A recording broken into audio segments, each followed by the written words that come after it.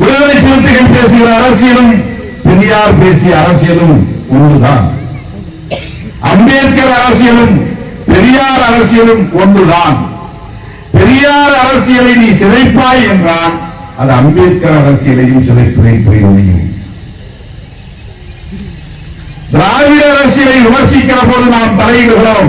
ஏன் தலையிடுகிறோம்? திமுகவுக்காக அல்ல, நாங்கள் பேசுகிற அரசியலுக்காக.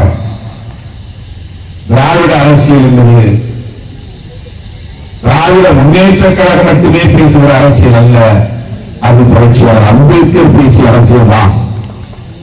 ஆரிய பார்ப்பனிய சூழ்ச்சிகளுக்கு எதிரான அரசியல், சனாதன தர்மத்திற்கு எதிரான அரசியல், வர்ணாசிரம தர்மத்திற்கு எதிரான அரசியல், தரப்பின் அடிப்படையிலான உயர்வு தாழ்வு என்ற பாகுபாட்டை களைய வேண்டும் என்கிற அரசியல், அதுதான் திராவிட அரசியல்.